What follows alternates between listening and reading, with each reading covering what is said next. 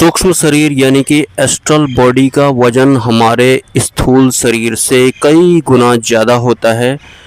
इस वजह से ही जो सूक्ष्म शरीर होता है वो उस स्थूल शरीर को धकेलता है या फिर आसानी से ऑपरेट करता है। लेकिन जो ये सूक्ष्म शरीर होता है ये मन बुद्धि चित्त अहंकार के ग्रुप का एक तरह से राजा होता है या फिर इन चारों की वजह से ही इसका टोटल अस्तित्व होता है। सूक्ष्म शरीर का पतन तब होता है जब भौतिक रूप से ये जो सूर्य और चंद्रमा है इनका भी पतन हो जाता है। मतलब जब ये भौतिक संसार पूर्ण रूप से समाप्त हो जाता है तब ही सूक्ष्म शरीर का पतन होता है। लेकिन भौतिक रूप से इन सभी का पतन होने में बहुत लंबा वक्त लगता है। तो तब तक जो ये मन बुद्धि चित्त अहंकार से बना हुआ सूक्ष्म शरीर होता है ये ऐसे ही भटकते रहता है और बेहोश भी ये साथ में रहता है। और यहाँ सूक्ष्म शरीर से मतलब मन बुद्धि चित्त अहंकार के शरीर से है। बहुत सारे लोग आत्मा को और सूक्ष्म शरीर को एक ही समझते हैं। ये जो सूक्ष्म शरीर होता है यही भटकते रहता है मन बुद्धि चित्त अहंकार की वजह से अनंत जन्मों तक, भले ही ये शरीर में रहे या फिर ये ना रहे। लेकिन पूर्ण रूप से इसका समापन तो तभी होता है जब ये सूर्य और चंद्रमा या फिर जो गैलेक्सी ये सब जब समाप्त हो जाते हैं तब। लेकिन उससे पहले अगर ये मुक्त हो पाता है तो सिर्फ और सिर्फ एक मायापार वाले गुरु की वजह से ही ये मुक्त हो पाता है। अदरवाइज दूसरा कोई भी तरीका नहीं होता है, ये ऐसे ही भटकते ही रहता है। लेकिन सूक्ष्म शरीर का वजन इस स्थूल शरीर से बहुत ज़्यादा होता है जिस वजह से ये इसे कहीं भी धकेलता रहता है या फिर चलता रहता है। आप जो ये चल रहे होते हैं या फिर दौड़ रहे होते हैं, उठ रहे बैठ रहे होते हैं, ऐसा क्या है आपके शरीर के अंदर जो आपका ये शरीर उठ रहा है, चल रहा है, भाग रहा है? कौन धकेल रहा है इस शरीर को अंदर से? तो वो यही भारी भरकम सूक्ष्म शरीर होता है। मन बुद्धि चित्त अहंकार की जिप फाइल को आप सूक्ष्म शरीर कह सकते हैं। और जब किसी इंसान का मन बुद्धि चित्त अहंकार वीक होता है या फिर कमज़ोर होता है तो फिर इस ब्रह्मांड में ऐसे अनंत सत्ताएं हैं या फिर अनंत ऐसे जीव हैं जिनका इरादा बहुत ज़्यादा मजबूत होता है लेकिन उनके पास फिजिकल बॉडी नहीं होता है। तो इस केस में जो मलिन तत्व इस ब्रह्मांड में गमन कर रहे होते हैं जिनका इरादा बहुत मजबूत होता है लेकिन उनके पास शरीर नहीं होता है तो वो ऐसे कमज़ोर मन बुद्धि चित्त अहंकार वाले जीव पर कब्जा कर लेते हैं। मतलब खुद ड्राइविंग सीट पर बैठ जाते हैं और उसे साइड में धकेल लेते हैं। तो हमारा मन बुद्धि चित्त अहंकार हमेशा शुद्ध होना चाहिए, पवित्र होना चाहिए और मजबूत भी होना चाहिए।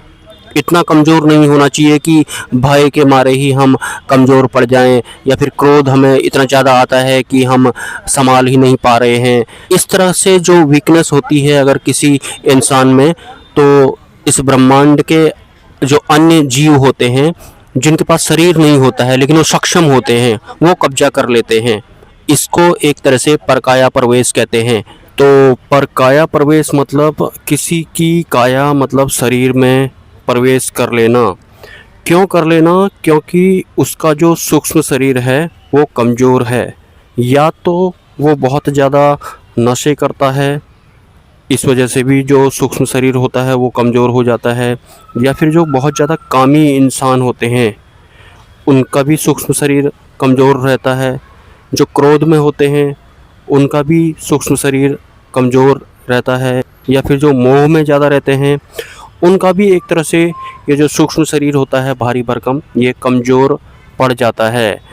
तो हमारा सूक्ष्म शरीर कभी भी कमज़ोर नहीं पड़ना चाहिए और इंद्रियों के वशीभूत होकर ही ये जो सूक्ष्म शरीर होता है ये कमज़ोर पड़ता है। और जैसा कि आपको पता है कि जब हमारा ये स्थूल शरीर नहीं रहता है तो यही सूक्ष्म शरीर भटकता है या फिर ट्रैवल करता है। तो अगर जब हमारे पास ये शरीर था तब हमारा ये सूक्ष्म शरीर कमज़ोर पड़ गया था, भले ही काम की वजह से, क्रोध की वजह से, या फिर जो तीसरा रीज़न होता है भय की वजह से।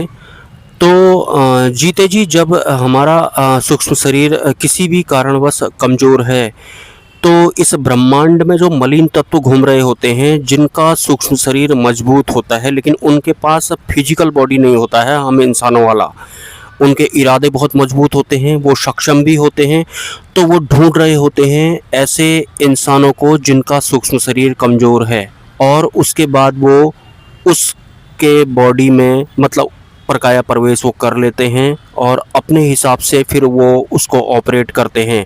मतलब उसके बाद वो दिमागी इंद्रियों में भी कैप्चर कर लेते हैं, मन में भी वो कैप्चर कर लेते हैं। एक तरह से 25% पहले वाले सूक्ष्म शरीर का रोल रह जाता है और 75% जो प्रकाया प्रवेश करते हैं उस शरीर में, वो फिर असली कर्ता बन जाते हैं, सिर्फ इस वजह से क्योंकि वो मजबूत सूक्ष्म शरीर वाले होते हैं। तो इस तरह से कभी भी कमज़ोर नहीं पड़ना चाहिए एक साधक को। आप एक साधक हैं तो आपको इस बारे में पता होना चाहिए, और बिना गुरु के किसी भी तरह की कोई साधनाएं हमें नहीं करनी चाहिए, क्योंकि इस अनंत ब्रह्मांड में अनंत सत्ताएं विचरण कर रही होती हैं और हमें को नहीं पता होता है कि कौन सी सत्ता के अंदर क्या चल रहा है। और कभी कभी तो उनका हुलिया बिल्कुल हमारी तरह होता है, लेकिन उनके स्वभाव से वो बिल्कुल हमारे जैसे नहीं होते हैं। तो बहुत सोच समझ कर संभल कर गुरु के सानिध्य में होकर ही सूक्ष्म जगत की यात्रा में आना चाहिए किसी भी इंसान को।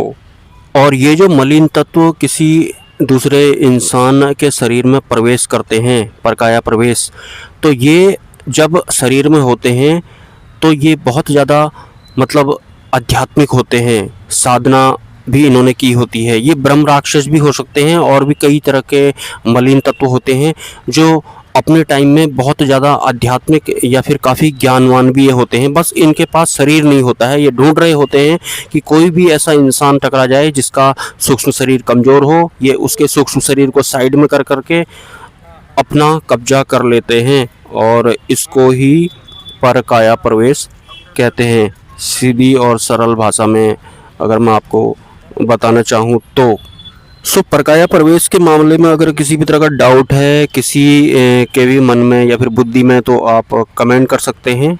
हालांकि आप मुझे व्हाट्सअप भी कर सकते हैं, मेरा नंबर आपको मिल जाएगा कम्युनिटी पोस्ट में या फिर किसी वीडियो के कमेंट सेक्शन में भी मिल सकता है। तो आई होप आपको परकाया प्रवेश का मतलब भी समझ में आ गया होगा। अगर आपको ये जानकारी पसंद आई तो आप मेरे UPI नंबर पर या फिर मेरे QR कोड पर स्वेच्छा से कोई सी राशि का योगदान कर सकते हैं। मिलते हैं किसी नेक्स्ट वीडियो में।